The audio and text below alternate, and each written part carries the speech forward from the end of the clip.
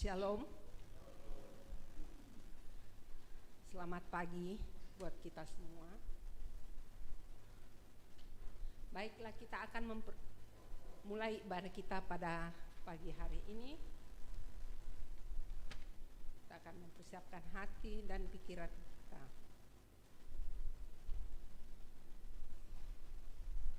Shalom dan salam kasih di dalam Tuhan Yesus Kristus. Kita bersyukur bahwa dalam suka duka yang kita alami, khususnya menghadapi COVID-19, Tuhan tetap setia mendengarkan doa-doa dan pengharapan kita, serta berkenan memelihara dengan kasih karunia-Nya. Hari-hari berlalu, wajah dunia nampak silih berganti, tetapi kasih Tuhan tetap untuk selama-lamanya. Tema kita mengatakan, Tuhan mendengar dan bertindak. Sidang jemaat, mari saya undang untuk bangkit berdiri dan memuliakan Tuhan dari pujian PKJ 22 bait pertama dan kedua.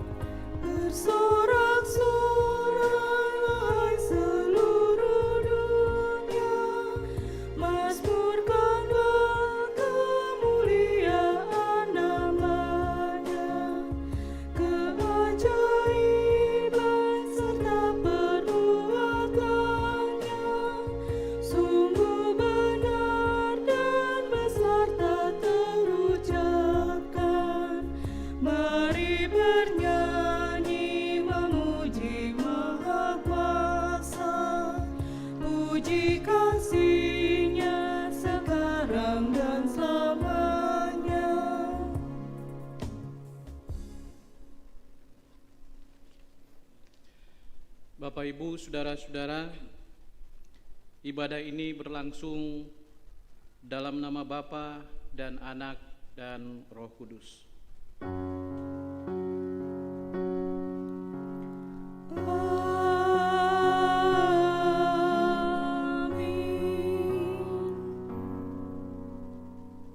Kasih karunia dan damai sejahtera dari Allah Bapa kita dan dari Tuhan Yesus Kristus menyertai kamu.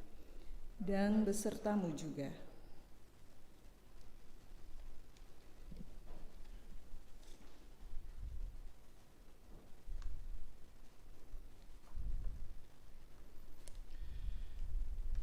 Dalam menjalani hidup yang Tuhan karuniakan, entah kita sadar atau tidak, dalam banyak waktu dan kesempatan kita sering melukai hati Tuhan, melukai hati sesama kita, bahkan mungkin juga melukai hati kita sendiri. Dan karena itu, di hari yang dikuduskan Tuhan saat ini, tersedia waktu dan kesempatan bagi kita untuk datang di hadirat Tuhan dengan penuh kerendahan hati, mengaku dosa, sekaligus membuka hati untuk siap menerima berita keselamatan berita anugerah dari Tuhan. Tuhan, Engkau sungguh baik dalam kehidupan kami.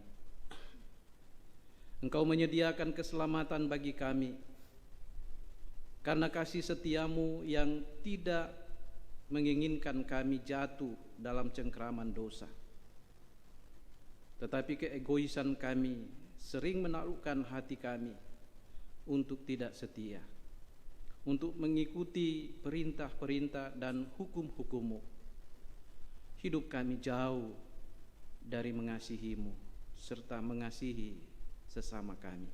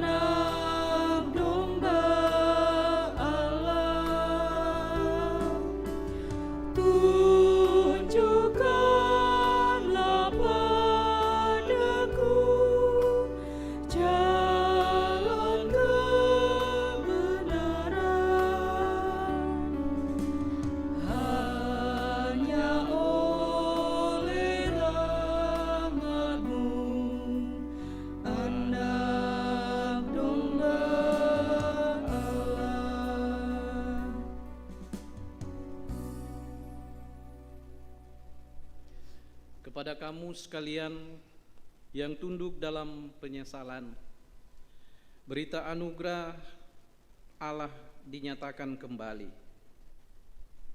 Dari Yesaya 112 ayat 1 sampai 3. Demikian, pada waktu itu engkau akan berkata, Aku mau bersyukur kepadamu ya Tuhan, karena sesungguhnya engkau telah murka terhadap aku, tetapi murkamu telah surut dan engkau menghibur aku. Sungguh Allah itu keselamatanku. Aku percaya dengan tidak gemetar, sebab Tuhan Allah itu kekuatan dan mazmurku. Ia telah menjadi keselamatanku. Maka kamu akan menimba air dengan kegirangan dari mata air keselamatan.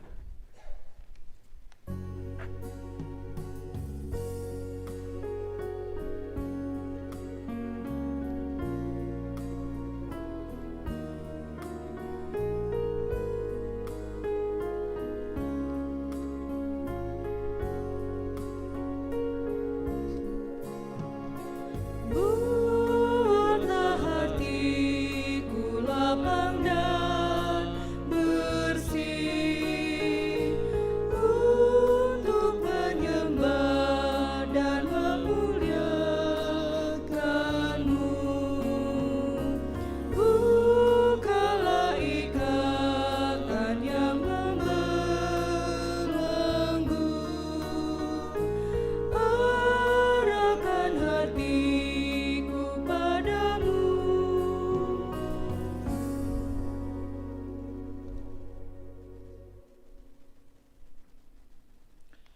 Dengarkanlah petunjuk hidup baru dari pertama Tesalonika pasal 5 ayat 8 sampai 10. Demikian, tetapi kita yang adalah orang-orang asing, orang-orang siang, baiklah kita sadar, berbaju sirahkan iman dan kasih, dan berketopangkan pengharapan keselamatan. Karena Allah tidak menetapkan kita untuk ditimpa murka, tetapi untuk beroleh keselamatan oleh Yesus Kristus, Tuhan kita, yang sudah mati untuk kita, supaya entah kita berjaga-jaga, entah kita tidur, kita hidup bersama dengan Dia.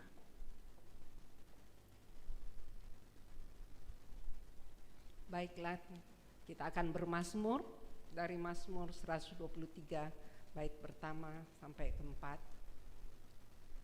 Nyanyian siarah kepadamu, aku melayangkan mataku. Ya, Engkau yang bersemayam di sorga, Lihat seperti mata para hamba laki-laki, memandang kepada tangan tuannya, seperti mata hamba perempuan, memandang kepada tangan nyonyanya. demikianlah mata kita memandang kepada Tuhan, Allah kita, sampai Ia mengasihani kita. Kasihanilah kami ya Tuhan, kasihanilah kami. Sebab kami sudah cukup kenyang dengan penghinaan, Jiwa kami sudah cukup kenyang dengan olok-olok orang-orang yang merasa aman, dengan penghinaan orang-orang yang sombong. Nyanyi dari Kidung Jemaat ke-9 bait pertama.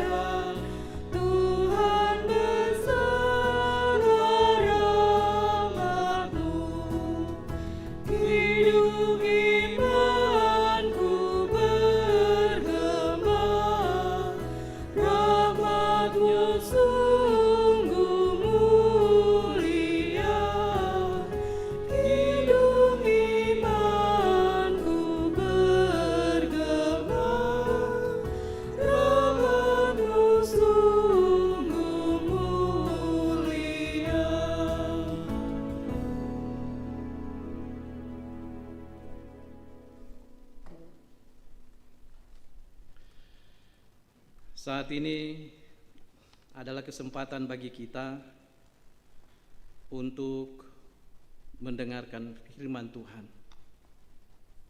Kita akan membacanya dan merenungkannya. Yang telah disiapkan dari pertama Hakim-Hakim pasal 4 ayat 1 sampai 10 yang menjadi bahan utama renungan kita. Dan bacaan yang kedua dari pertama Tesalonika pasal 5 ayat 1 sampai 11. Dan bacaan dari Injil menurut Matius pasal 25 ayat 14 sampai 30.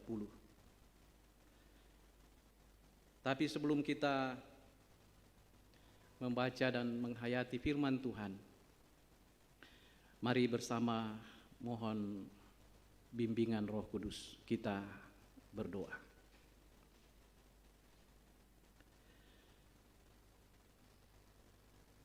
Ya Roh Kudus, pribadi Allah yang berkuasa atas diri kami, Kami sungguh percaya ketika kami membaca dan mendengarkan firman-Mu, kadang-kadang ada banyak hal yang kami tidak dapat pahami, ada banyak hal yang tidak dapat kami mengerti karena keterbatasan kami. Oleh karena itu, bersama dengan jemaat-Mu, baik yang ada di gedung gereja di sini, pun jemaat-Mu yang secara live mengikuti ibadah dari rumah masing-masing. Kami semua rindu untuk menikmati firman-Mu, firman kebenaran yang akan menuntun kami bagaimana melihat apa yang Tuhan pikirkan bagi kami, apa yang Tuhan kehendaki bagi kami. Karena itu, ya Roh Kudus, bimbing kami, tuntun kami dalam pengenalan yang baik dan benar akan firman-Mu. Berfirmanlah ya Tuhan, kami bersedia untuk mendengarkannya.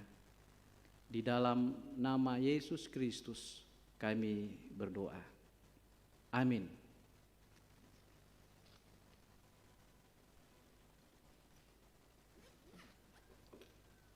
Baiklah, pembacaan kita yang pertama terdapat pada Hakim 4, bait pertama, ayat 1 sampai yang ke-10.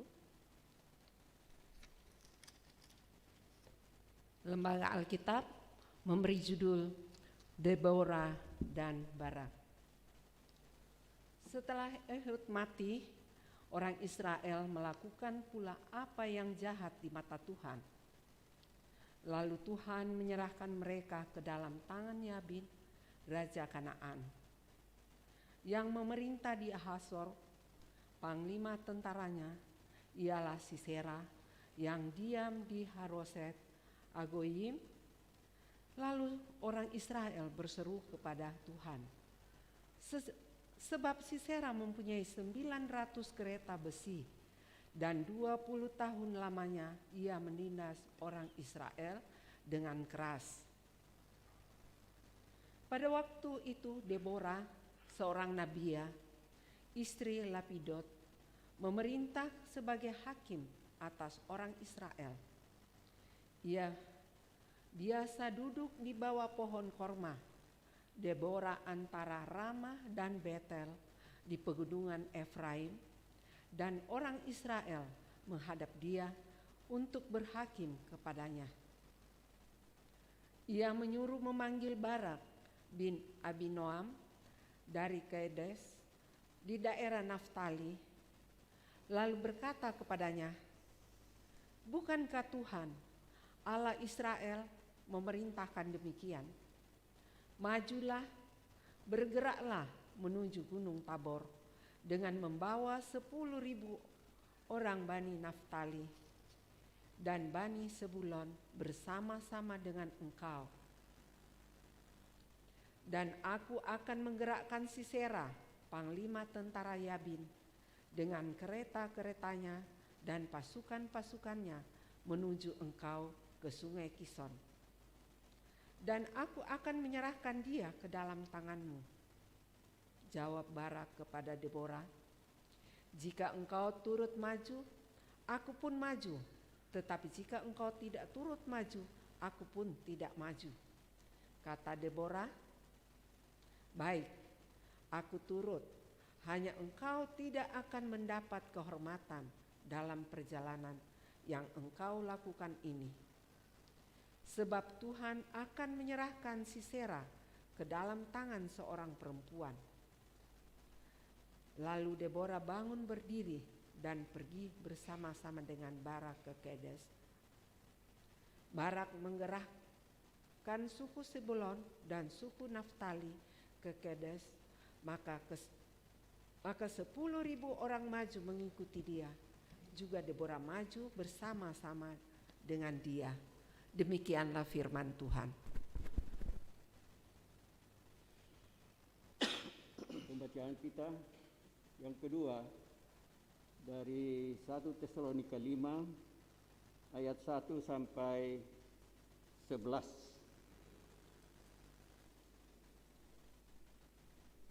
Lembaga Alkitab memberi judul berjaga-jaga.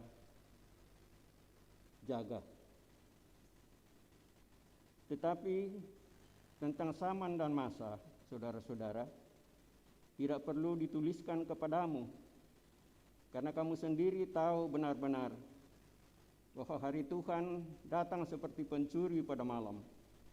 Apabila mereka mengatakan semuanya damai dan aman, maka tiba-tiba mereka ditimpa oleh kebinasaan, seperti seorang perempuan yang hamil ditimpa oleh sakit bersalin. Mereka pasti tidak akan luput. Tetapi kamu, saudara-saudara, kamu tidak hidup di dalam kegelapan, sehingga hari itu tiba-tiba mendatangi kamu seperti pencuri. Karena kamu semua adalah anak-anak terang dan anak-anak siang.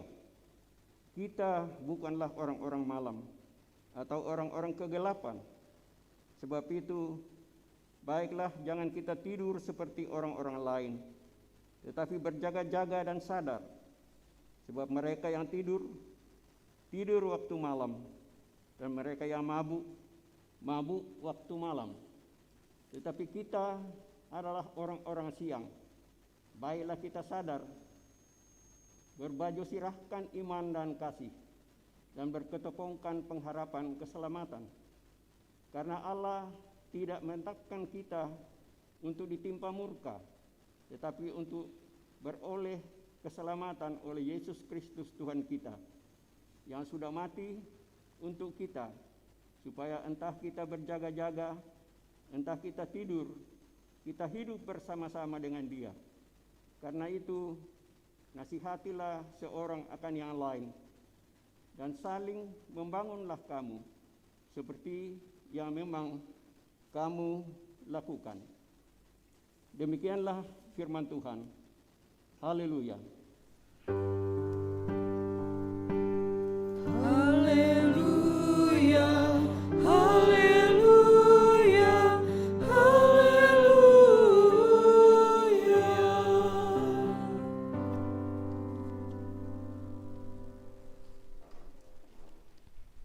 Pembacaan kita dari Injil Matius pasal 25 ayat 14 sampai 30, yaitu perumpamaan tentang talenta. Sebab hal kerajaan sorga sama seperti seorang yang mau bepergian ke luar negeri, yang memanggil hamba-hambanya dan mempercayakan hartanya kepada mereka. Yang seorang diberikan 5 talenta, yang seorang lagi 2, dan yang seorang lain lagi 1, masing-masing menurut kesanggupannya. Lalu ia berangkat.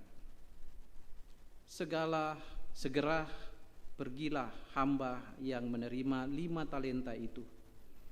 Ia menjalankan uang itu lalu beroleh laba 5 talenta.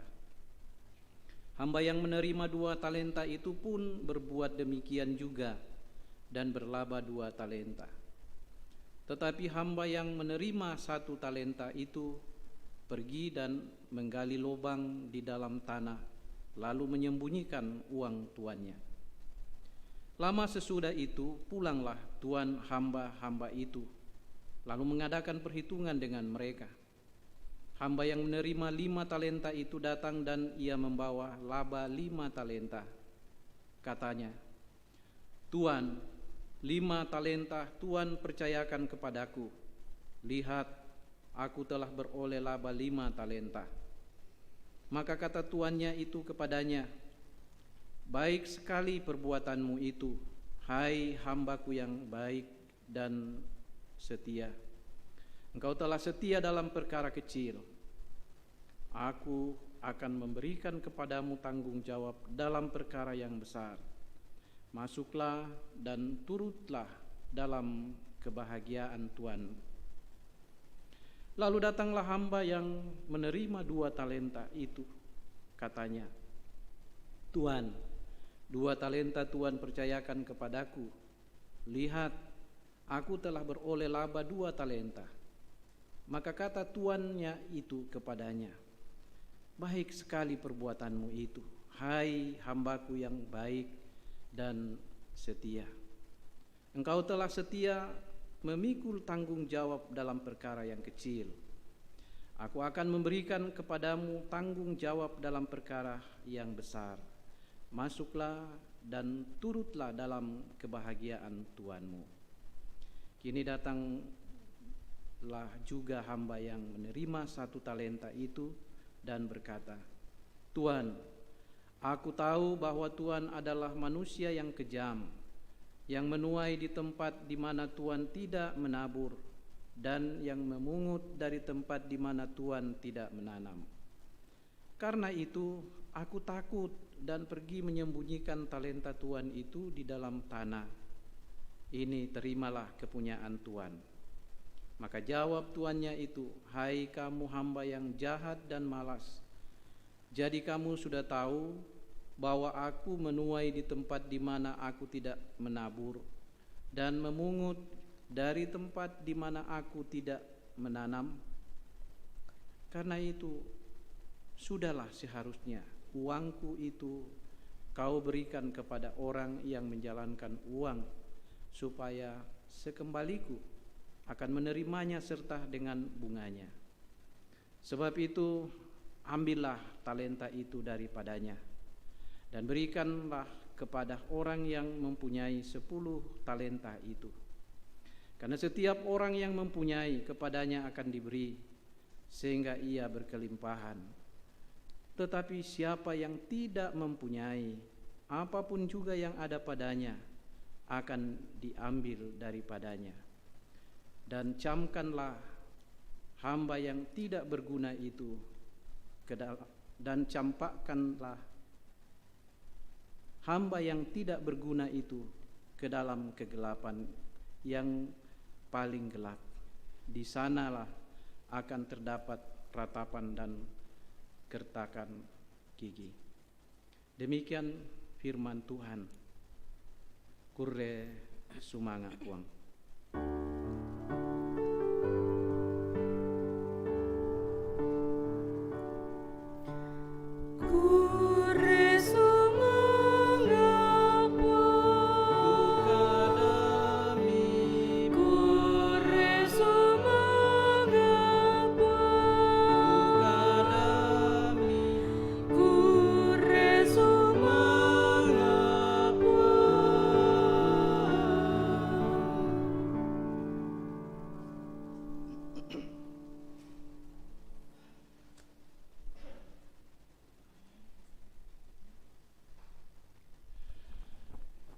Tuhan mendengar dan bertindak. Tema yang akan mengantar kita untuk memahami bagian firman Tuhan yang telah kita baca tadi, khususnya dari bacaan utama kita, Hakim-Hakim pasal 4 ayat 1 sampai ayatnya yang ke-10. Bapak Ibu sidang jemaat yang dikasihi Tuhan, ketika kita menghadapi masalah atau menghadapi pergumulan-pergumulan yang berat, kadang-kadang kita merasa ciut dan bahkan mungkin membawa perasaan kita pada keadaan frustasi. Frustrasi dalam menghadapi masalah dan pergumulan yang ada. Apalagi Bapak Ibu saudara-saudara, bila masalah atau bila pergumulan yang sedang kita hadapi itu mungkin lebih berat, mungkin lebih kuat, mungkin lebih hebat dari kemampuan dan kekuatan yang ada pada kita. Lebih hebat, lebih kuat, dan lebih tangguh dari potensi atau kekuatan yang kita miliki. Nah, perasaan seperti itu sudah pasti akan muncul, bahkan akan menghantui dan membebani pikiran kita bila kita memang mengandalkan kekuatan dan kemampuan yang ada pada diri kita. Dan Bapak Ibu, saudara-saudara, umumnya perasaan-perasaan seperti itu banyak menghinggapi kaum laki-laki. Umumnya perasaan-perasaan seperti itu banyak dimiliki oleh kaum laki-laki. Kenapa begitu? Karena pada umumnya laki-laki itu lebih banyak mengandalkan kemampuan fisiknya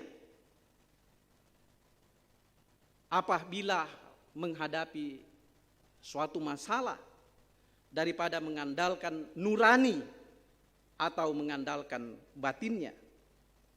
Umumnya laki-laki itu lebih mengandalkan ototnya daripada mengandalkan otak dan nuraninya.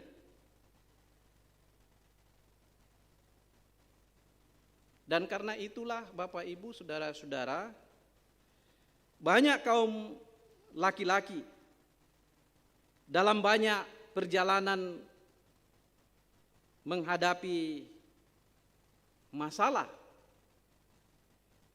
mereka itu duluan kalah atau kalah duluan sebelum berperang. Ciut duluan sebelum maju menghadapi masalah. Kenapa? Karena mereka lebih fokus pada kekuatan yang ada pada dirinya. Karena mereka lebih fokus melihat kekuatan-kekuatan lawan, lebih fokus melihat kekuatan-kekuatan musuh yang ada di depan mereka. Beda dengan kaum perempuan. Kaum perempuan ketika berhadapan dengan masalah atau berhadapan dengan pergumulan-pergumulan, mereka lebih banyak pakai hati, pakai batin, pakai nurani daripada pakai otot atau mengandalkan kekuatan fisik. Permainan perempuan itu lebih halus dari kaum laki-laki. Karena itu saya ini bukan memuji, tapi itu realitas. Karena itu banyak pekerjaan-pekerjaan yang berat, masalah-masalah besar, itu bisa ditangani, bisa diatasi, bisa dihadapi kaum perempuan tanpa mengandalkan kekuatan fisik mereka. Dan itu sudah teruji dalam banyak kasus.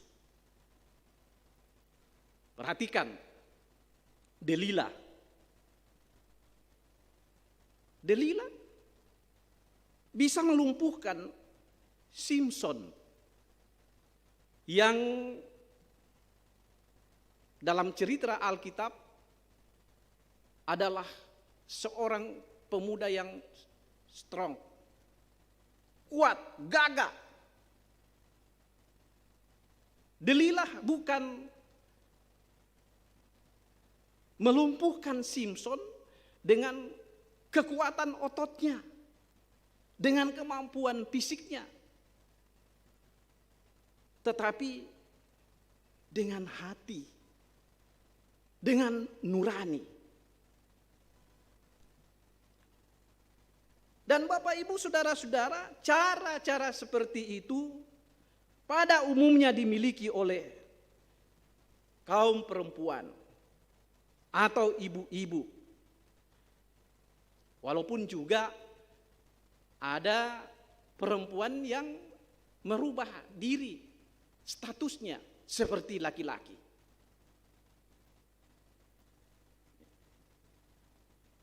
Biasa nasanga tahu balandati, kayak bahasa Toraja. Jadi pada umumnya cara-cara penyelesaian masalah itu seperti itu, dengan pendekatan hati, dengan pendekatan nurani, itu dimiliki oleh ibu-ibu. Itu saya alami sebagai seorang anak. Mama saya, ibu saya mendidik saya, membangun saya bukan dengan kekerasan, bukan dengan kekuatan otot, tetapi dengan hati, dengan nurani. Beda dengan bapak. Ketika menghadapi anak-anaknya yang nakal, kadang-kadang langsung main otot, main hantam. Apalagi kalau anak-anaknya itu masih kecil-kecil. Tapi heran juga lah, ketika anak-anaknya sudah pada besar-besar, nekreki, nakana makasara. Takut juga. Apalagi, ya itu si Jos itu. Biasa itu, ya dia datang main-maini saya, peluk-peluk saya begini, baru dari belakang. Tapi saya lihat begini, rasa-rasanya tidak mungkin lagi nih. Jadi ciut dengan sendirinya. Karena kekuatan yang ada di hadapan kita, itu kita anggap lebih besar, lebih kuat daripada potensi yang kita miliki. Itu realita. Nah, Bapak Ibu Saudara-saudara, bacaan kita hari ini, khususnya dalam Hakim-Hakim pasal 4, itu berbicara tentang Deborah dan Barak. Dua pribadi yang berbeda jenis, tetapi yang punya visi yang sama. Melihat pergumulan dan permasalahan yang sedang dihadapi oleh bangsanya, bangsa Israel setelah mereka menduduki tanah Kanaan. Deborah yang adalah seorang perempuan yang pada waktu itu menyandang tanggung jawab sebagai seorang hakim, nabiya pula di tengah-tengah kalangan orang Israel. Memanggil dan mengajak Barak dan berpesan kepada Barak agar maju berperang melawan Yabin, raja Kanaan, yang telah menyengsarakan orang-orang Israel kurang lebih 20 tahun lamanya pasca kematian Ehud, pemimpin Israel. Tetapi Bapak Ibu Saudara-saudara, apa tanggapan Barak? Barak menyatakan dia mau maju bila Deborah juga ikut maju. Kenapa Barak yang adalah seorang laki-laki berkata seperti itu? Berkata begitu? Apa Barak seperti yang orang Makassar katakan nekere? Atau takut? Ya, mungkin saja dia sedikit takut. Apalagi kalau melihat alat perang musuh dan kekuatan Panglima Sisera bersama dengan pasukan-pasukannya yang jumlahnya begitu sangat banyak. Mungkin itu yang membuat Barak berkata seperti itu. Berkata seperti itu lagi di depan seorang perempuan. Tidak biasanya. Biasanya kita itu laki-laki, apalagi kalau berbicara di depan perempuan, demi harga diri kita, demi nama baik kita, biarpun kita tidak mampu, kita katakan mampu. Biarpun kita tidak bisa, kita katakan bisa.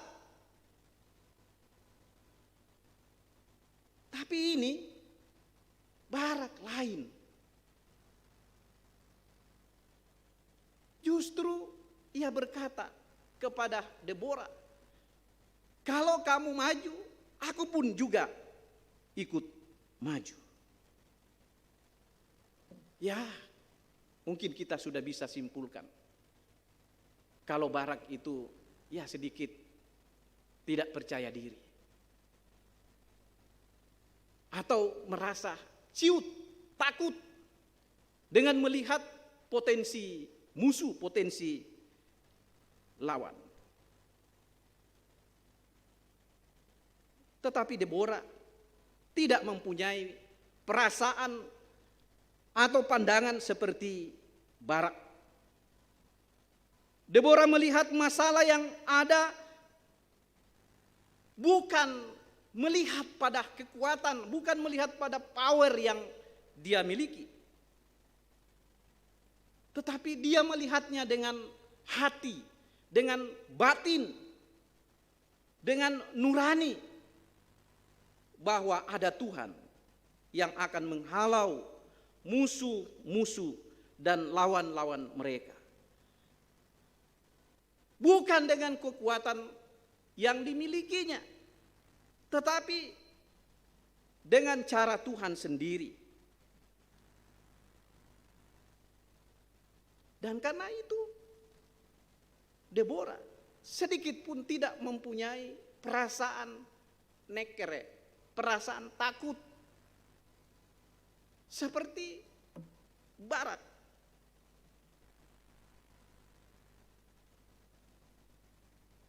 Ia dengan penuh keyakinan mengajak Barak untuk maju menghadapi musuh. Deborah tidak perlu ciut atau tidak perlu takut melihat besarnya kekuatan pasukan lawan yang ada di depan mereka. Tetapi Deborah mempunyai keyakinan bahwa Tuhan ada bersama-sama dengan mereka. Kuatnya dan besarnya musuh dan kekuatan lawan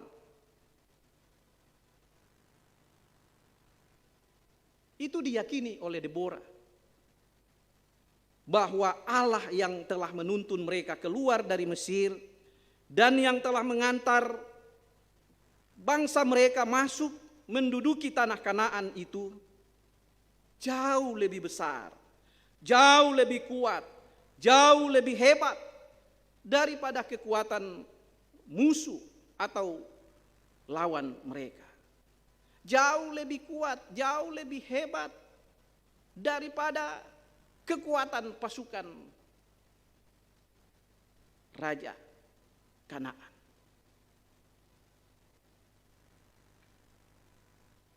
Dan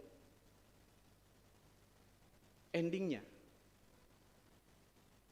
benar bahwa hanya dengan berseru kepada Tuhan, orang-orang Israel yang dipimpin oleh Deborah dan Barak dapat mengalahkan pasukan Yabin, Raja Kanaan. Dan bahkan membunuh Sisera, panglima perang Yabin, hanya di tangan seorang perempuan yang bernama Yael, istri dari Hebel, keturunan suku Yehuda. Apakah dengan kekuatan otot? Apakah dengan mengandalkan kemampuan fisiknya? Oh, tidak. Yael menghabisi panglima Raja Yabin dengan pendekatan hati yang mengajak Sisera masuk ke dalam tendanya, lalu melayaninya dengan baik-baik, menyiapkan tempat pembaringan atau tempat peristirahatan, bahkan menyediakan selimut dan membuatkannya secangkir susu kambing yang menjadikan Sisera itu bukan jadi semangat, tetapi jadi ngantuk. Akhirnya ia tertidur lelap. Kesempatan itulah dimanfaatkan oleh Yael untuk menghabisi Sisera.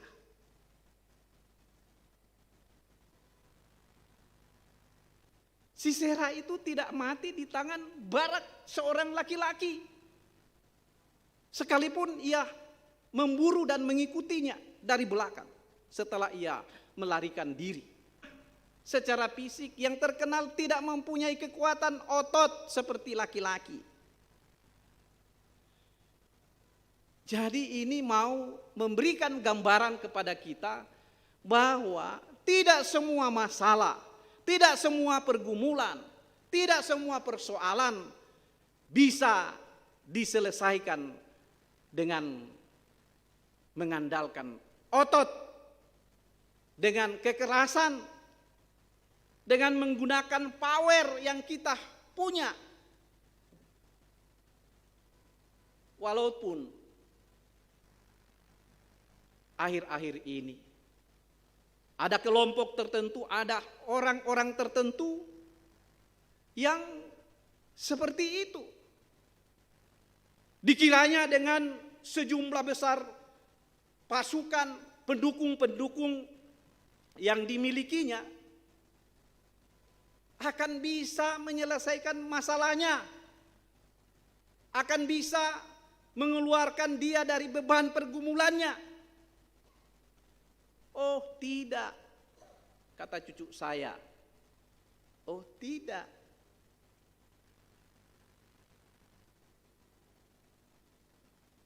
Malah justru ketika kita mengandalkan otot, ketika kita mengandalkan kekuatan kita, ada orang yang mengatakan, "You jual, aku beli." Artinya, ketika kita mengangkat diri kita dengan tedeng aling-aling, tanpa merasa bahwa kita ini hanyalah ciptaan saja, dan posisi kita tidak beda dengan sesama kita, dengan orang lain, kita akan bernasib seperti Sisera, yang mungkin tadi sebelum maju berperang melawan Deborah dan Barak, orang-orang Israel, sudah ada dalam pikirannya bahwa mereka akan memenangkan pertempuran. Tapi ternyata tidak. Kenapa? Ada power, ada kekuatan yang tersembunyi, yang jauh lebih besar, jauh lebih hebat, jauh lebih kuat dari kekuatan yang diandalkan, yang nampak dengan mata kita. Dia adalah panglima ilahi, dan itulah yang diandalkan oleh Deborah. Sehingga sekalipun dia adalah kelompok manusia yang lemah, yang dianggap tidak mempunyai power, kekuatan, apalagi kekuatan otot, kekuatan fisik, tetapi mampu mengalahkan kekuatan yang besar dengan kereta-kereta besi sebanyak 900 dengan pasukan yang berlaska-laska. Mampu ditaklukkan. Jadi firman Tuhan ini atau cerita firman Tuhan ini mau mengajarkan kepada kita bahwa sekalipun persoalan, pergumulan, masalah yang kita hadapi itu dalam pandangan mata fisik kita itu besar, tetapi cerita firman Tuhan ini hendak mengajarkan kepada kita bahwa ada kekuatan yang jauh lebih hebat, ada kekuatan yang jauh lebih perkasa, ada panglima yang jauh lebih hebat, yang tidak kelihatan, yang akan membantu setiap orang, yang bukan mengandalkan otot, yang bukan mengandalkan kekuatan atau power atau massa, karena dia adalah panglima yang memiliki semua alam ciptaan ini. Panglima itu tidak bisa dibatasi oleh ruang dan waktu. Dan karena itu tidak ada kekuatan apapun yang bisa mengalahkannya. Dan karena itu Bapak Ibu saudara-saudara, intinya di sini adalah ketika kita memposisikan Tuhan dalam segala permasalahan, persoalan, pergumulan yang kita hadapi, lalu kita mengkomunikasikan kepadanya dalam bahasa Alkitab tadi, ketika orang berseru, ketika kita berseru kepadanya, Tuhan pasti akan mendengar.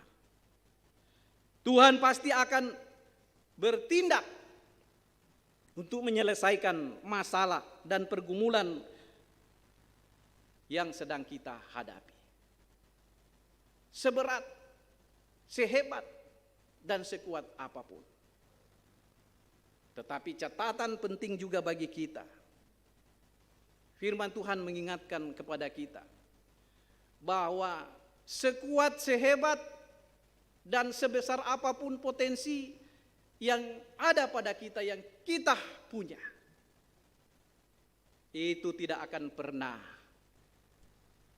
mematahkan kekuatan ilahi.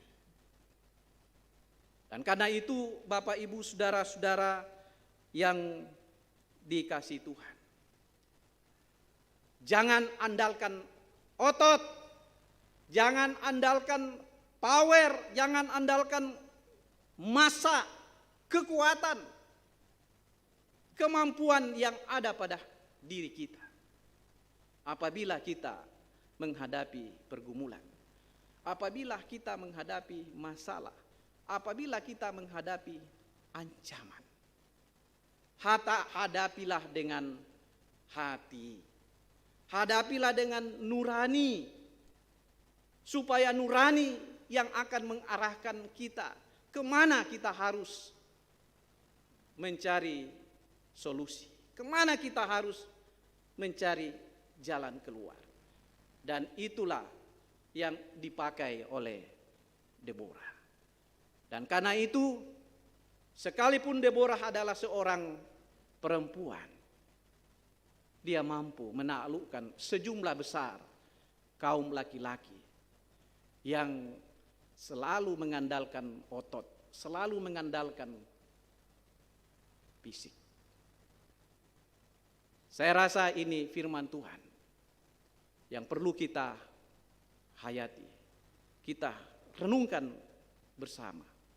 Sehingga ketika kita diperhadapkan dengan berbagai masalah, pergumulan, entah masalah atau pergumulan itu datang dari luar diri kita, atau permasalahan atau pergumulan itu muncul atau lahir karena ulah kita sendiri, mesti harus ada kesadaran bahwa solusinya bukan karena kekuatan kita, bukan karena potensi yang kita unggulkan dan andalkan pada diri kita, tetapi semuanya itu dapat diatasi bila kita berseru kepada Tuhan. Tuhan akan merespon. Terpujilah namanya. Amin. Mari dengan rendah hati, secara pribadi kita teduhkan hati, kita teduhkan diri kita di hadapan Tuhan. Setelah kita mendengar firman Tuhan ini, mungkinkah selama ini ketika kita berhadapan dengan masalah, persoalan, pergumulan, lalu kita terus mengandalkan otot kita? Kalau itu yang terjadi, jauhkan dari diri kita cara pandang seperti itu. Tetapi mari kita belajar dari Deborah yang mengajak orang-orang Israel untuk berseru kepada Tuhan, dan Tuhan akan menjawab. Mari kita bersama-sama menaikkan doa sebagaimana doa yang diajarkan oleh Kristus kepada kita demikian. Bapa kami yang di sorga, dikuduskanlah namamu, datanglah kerajaan-Mu, jadilah kehendak-Mu di bumi seperti di sorga. Berikanlah kami pada hari ini makanan kami yang secukupnya, seperti kami juga mengampuni orang yang bersalah kepada kami, dan janganlah membawa kami ke dalam pencobaan, tapi lepaskanlah kami daripada yang jahat. Karena Engkau yang punya kerajaan dan kuasa dan kemuliaan sampai selama-lamanya. Amin.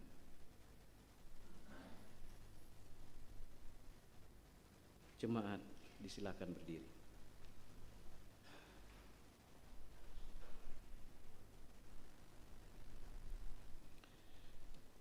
Marilah kita dengan penuh keyakinan untuk bersama-sama mengikrarkan pengakuan iman kita menurut pengakuan iman rasuli, dan masing-masing kita berkata demikian.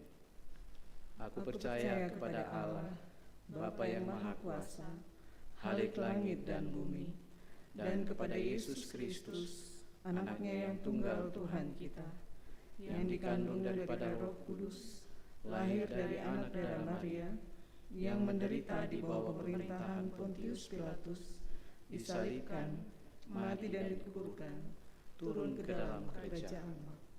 Pada hari yang ketiga, bangkit pula dari antara orang mati, naik ke surga, duduk di sebelah kanan Allah, Bapa yang Maha Kuasa, dan akan datang dari sana untuk menghakimi orang yang hidup dan yang mati. Aku percaya kepada Roh Kudus, gereja yang kudus dan am, persekutuan orang kudus, pengampunan dosa, kebangkitan daging, dan hidup yang kekal. Amin.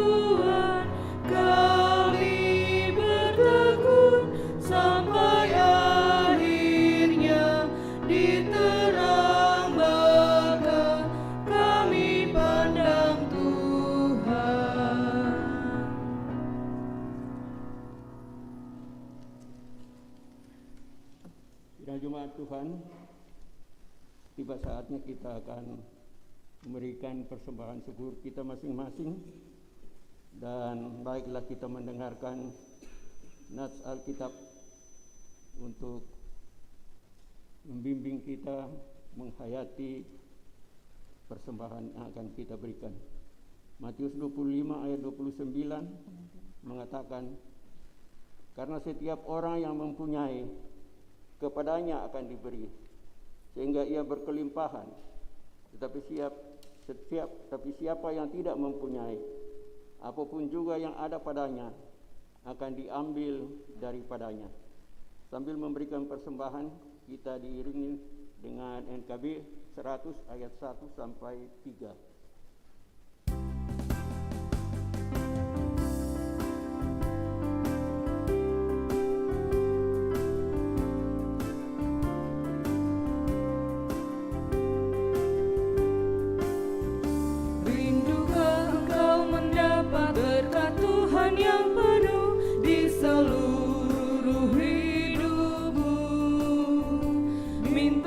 Kepada Bapa-Mu yang janjinya teguh, menyertai langkah-Mu.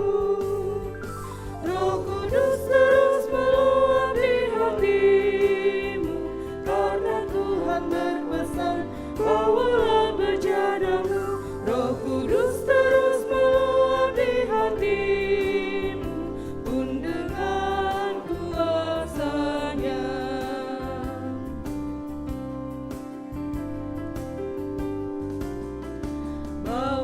Bejana-Mu yang kosong pada penebus, wahai kawan yang lesu.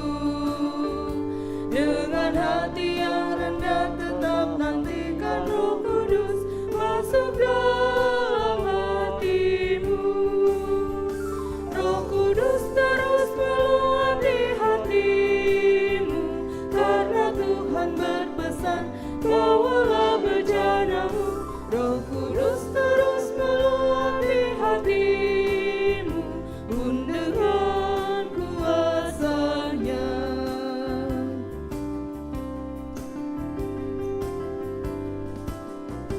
Oh, anugerah ilahi pun mengalirlah terus, tak berubah kasih-Nya. Bejana-Mu kan terisi oleh kuasa Roh Kudus, ya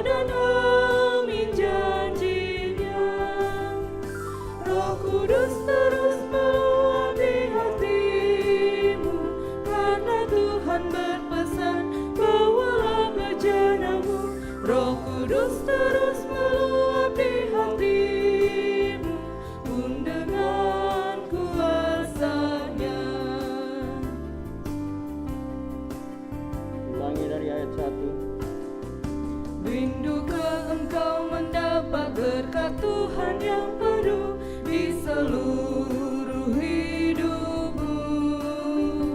Mintalah kepada Bapamu yang janjinya teguh menyertai langkahmu. Roh Kudus terus meluapi hatimu, karena Tuhan berpesan, bawalah bejanamu. Roh Kudus terus meluapi hatimu pun dengan kuasa-Nya.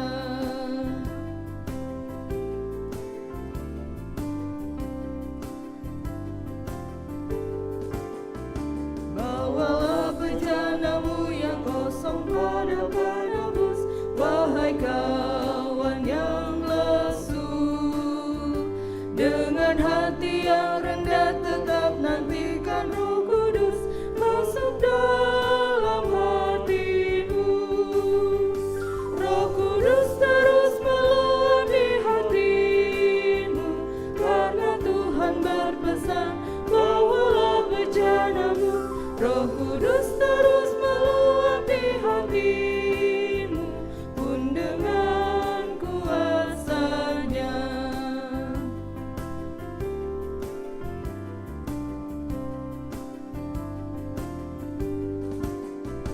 Oh, anugerah ilahi pun mengalirlah terus, tak berubah kasih-Nya. Bejanamu kan terisi oleh kuasa Roh Kudus, ya dan amin janji-Nya. Roh Kudus terus meluapi hatimu, karena Tuhan berpesan, bawalah bejanamu. Roh Kudus terus meluapi hatimu pun dengan kuasa-Nya.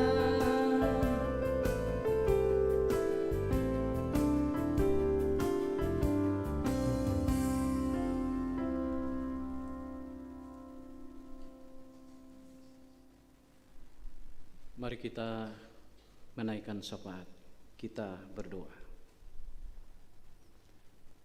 Terima kasih ya Tuhan untuk ruang dan waktu yang Tuhan telah anugerahkan kepada kami di hari yang Engkau kuduskan ini. Kami yang ada di sini pun jemaat-Mu yang ada di rumah telah ikut ambil bagian dalam menikmati pelayanan firman hari ini. Biarlah firman Tuhan yang telah kami dengarkan itu, oleh bimbingan dan tuntunan Roh-Mu, kami terus dimampukan untuk menghayati dan menikmatinya dengan benar, menurut rencana Tuhan. Bapa di sorga, setelah kami menikmati firman-Mu, kami datang membawa seluruh hidup dan kehidupan kami di hadapan hadirat-Mu. Dengan berbagai bentuk kehidupan yang kami alami setiap hari, setiap saat. Ada suka, tetapi ada juga duka. Tetapi seperti apapun kondisi dan keadaan yang kami alami, biarlah firman-Mu itu akan terus meyakinkan kami bahwa Tuhanlah yang akan menjadi fokus pikiran kami, perhatian kami dalam menjalani dan meniti hidup yang Tuhan anugerahkan ini.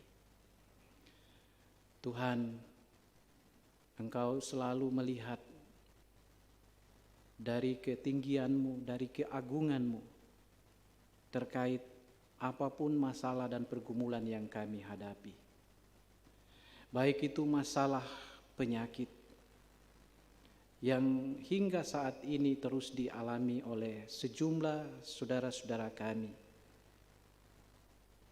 maupun masalah-masalah hidup lainnya, kebutuhan untuk makan, keperluan untuk hal-hal yang lain. Tuhan, kami terus membawanya kepadamu. Ketika kami sakit, kami mohon kemurahan hati Tuhan untuk datang menjamah tubuh dan fisik kami yang lemah, untuk kemudian mengalami pemulihan. Ketika kami dalam segala kekurangan, Tuhan akan menyediakan, Tuhan akan mencukupkan kami dengan segala keperluan dan kebutuhan kami. Sebab kami percaya bahwa bumi dengan segala yang ada di dalamnya, termasuk kami, adalah ciptaanmu, buatan tanganmu. Dan karena itu Engkau berkuasa pun akan mencukupkan bagi kami akan apapun yang kami butuhkan. Tuhan, berkati setiap pekerjaan, usaha-usaha, karya-karya jemaat-Mu, khususnya anak-anak kami, perjuangan anak-anak kami di bangku studi, dalam pendidikan, juga dalam perjuangan mereka untuk mencari pekerjaan. Semuanya kami percaya kami akan meraihnya bila Tuhan ada berjalan bersama-sama dengan kami, berjalan bersama-sama dengan anak-anak kami. Dan karena itu yakinkan kami dengan firman-Mu, bahwa dalam situasi dan keadaan apapun kami, besarnya masalah dan pergumulan, tantangan yang kami hadapi, Tuhan jauh lebih besar dari semuanya. Karena itu ya Tuhan, seluruh problematik kehidupan kami serahkan sepenuhnya ke dalam tangan pengasihan Tuhan. Dalam sukacita yang kami alami, dengan menerima berkat-berkat Tuhan, pemeliharaan Tuhan, khusus bagi saudara-saudara kami yang telah bertambah umur, bertambah usia sepanjang sepekan ini, kami syukuri. Juga mensyukuri berkat-berkat Tuhan yang lain, kedamaian, sukacita yang boleh kami alami, yang boleh terbangun dalam rumah tangga kami masing-masing. Sukses anak-anak kami, kesembuhan, bahkan damai sejahtera yang boleh selalu hadir di tengah-tengah kehidupan keluarga kami. Terima kasih untuk semua itu ya Tuhan. Kami masih terus diperhadapkan dengan berbagai masalah, khususnya masalah berskala internasional, pandemi COVID-19. Tuhan, biarlah dengan kekuatan Tuhan akan menuntun kami berjalan dengan penuh kewaspadaan, agar kami akan terhindar dari wabah COVID-19 ini. Tuhan, kami berdoa untuk orang-orang yang Engkau pakai untuk mengerjakan hal-hal yang terkait dengan kemaslahatan orang banyak. Para pemimpin-pemimpin kami, baik pemimpin politik, pemimpin rohani, kami doakan mereka semua. Bapak Presiden Jokowi bersama Bapak Ma'ruf Amin dalam memimpin bangsa dan negara kami. Sekalipun begitu banyak tantangan yang diperhadapkan kepadanya, kami percaya kekuatan Tuhan ada di belakang mereka. Engkau yang memilih, Engkau yang akan memperlengkapi mereka dengan hikmat surgawi untuk menghadapi berbagai macam tantangan dan problematik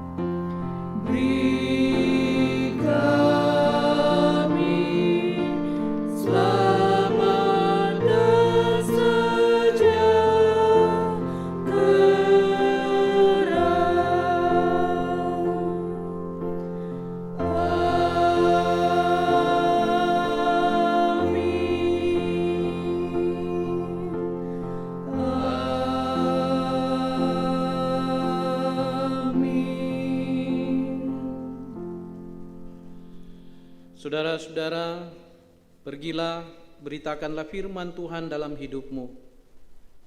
Jalanilah dan nikmati hidupmu sebagai buah ketaatan kepada Tuhan. Siap ya Tuhan. Sesulit apapun hidup kami tetap setia kepadamu. Arahkan hatimu kepada Tuhan dan terimalah berkat-Nya. Tuhan memberkati engkau dan melindungi engkau. Tuhan menyinari engkau dengan wajah-Nya dan memberi engkau kasih karunia. Tuhan menghadapkan wajah-Nya kepadamu dan memberi engkau damai sejahtera.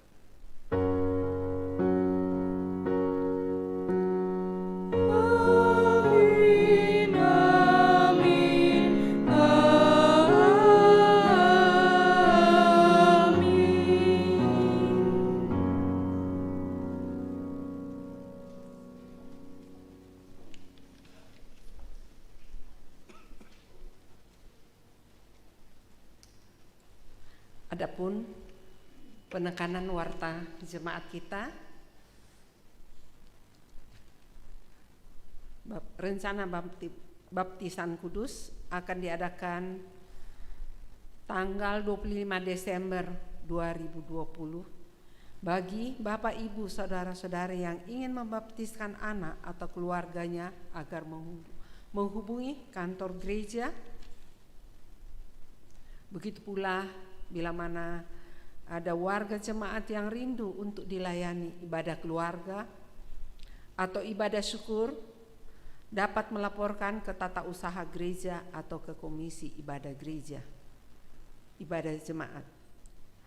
Untuk kesehatan kita bersama, tetap kita mentaati protokol kesehatan, cuci tangan, pakai masker, jaga jarak, dan sebaiknya pakai face shield.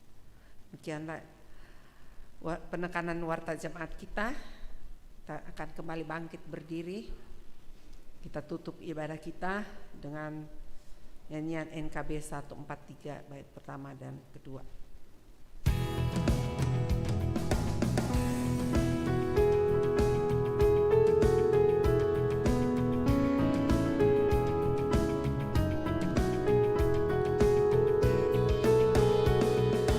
Janji yang manis kau tak kulupakan, tak terombang-ambing lagi jiwaku. Walau lembah hidupku penuh awan, nantikan cerahlah langit di atasku. Kau tidak akan aku lupakan, aku membimbingmu, aku membimbingmu.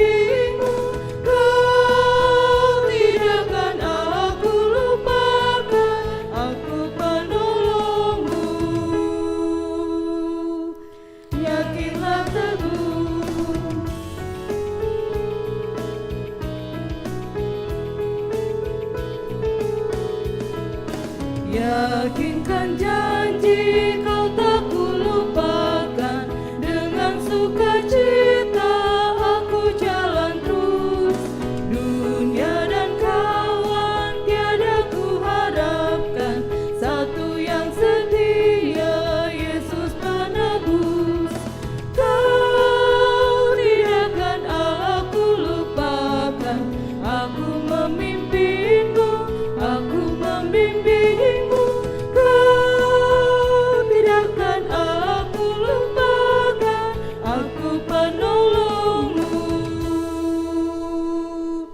Yakinlah teguh. Demikianlah ibadah kita pada hari ini. Selamat hari Minggu, Tuhan memberkati.